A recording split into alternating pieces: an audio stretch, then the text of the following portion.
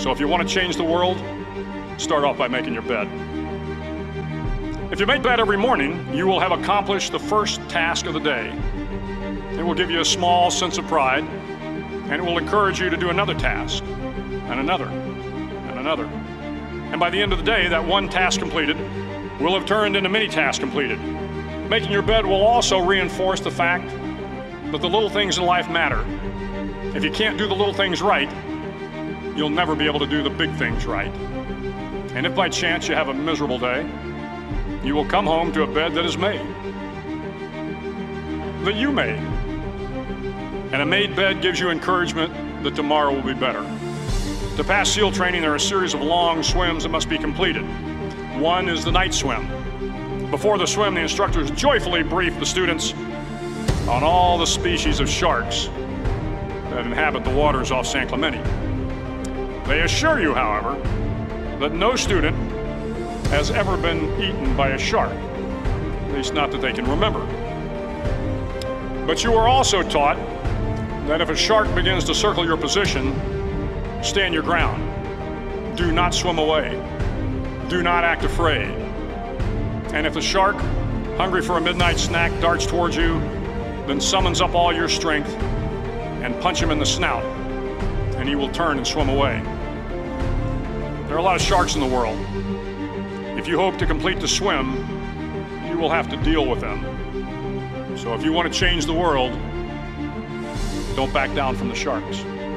Over a few weeks of difficult training, my SEAL class, which started with 150 men, was down to just 42. There were now 6 boat crews of 7 men each. I was in the boat with the tall guys, but the best boat crew we had was made up of the little guys, the Munchkin crew, we called them. No one was over 5'5". The Munchkin boat crew had 1 American Indian, 1 African American, 1 Polish American, 1 Greek American, 1 Italian American, and 2 tough kids from the Midwest. They out-paddled, outran, and outswam all the other boat crews. The big men in the other boat crews would always make good-natured fun of the tiny little flippers the Munchkins put on their tiny little feet prior to every swim.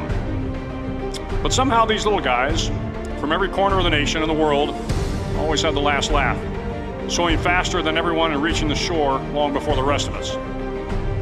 SEAL training was a great equalizer.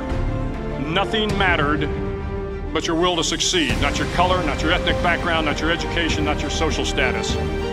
If you want to change the world, measure a person by the size of their heart, not by the size of their flippers. The 9th week of training is referred to as Hell Week.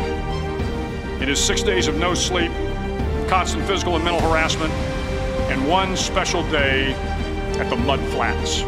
The Mud Flats are an area between San Diego and Tijuana where the water runs off and creates the Tijuana Sloughs, a swampy patch of terrain where the mud will engulf you. It is on Wednesday of Hell Week that you paddle down to the Mud Flats and spend the next 15 hours trying to survive the freezing cold, the howling wind, and the incessant pressure to quit from the instructors. As the sun began to set that Wednesday evening, my training class, having committed some egregious infraction of the rules, was ordered into the mud. The mud consumed each man till there was nothing visible but our heads.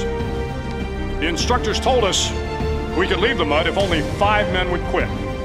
Only 5 men, just 5 men, and we could get out of the oppressive cold. Looking around the mud flat, it was apparent that some students were about to give up. It was still over 8 hours till the sun came up. 8 more hours of bone-chilling cold. The chattering teeth and the shivering moans of the trainees were so loud, it was hard to hear anything. And then, one voice began to echo through the night. One voice raised in song. The song was terribly out of tune, but sung with great enthusiasm. One voice became 2, and 2 became 3, and before long, everyone in the class was singing. The instructors threatened us with more time in the mud if we kept up the singing, but the singing persisted, and somehow the mud seemed a little warmer, and the wind a little tamer, and the dawn not so far away. If I have learned anything in my time traveling the world, it is the power of hope. The power of one person, a Washington, a Lincoln, King, Mandela, and and even a young girl from Pakistan, Malala. One person can change the world by giving people hope. So if you want to change the world, start each day with a task completed. Find someone to help you through life. Respect everyone. Know that life is not fair and that you will fail often. But if you take some risks, step up when the times are the toughest, face down the bullies, lift up the downtrodden, and never ever give up. If you do these things, the next generation and the generations that follow will live in a world far better than the one we have today. And what started here will indeed have changed the world for the better.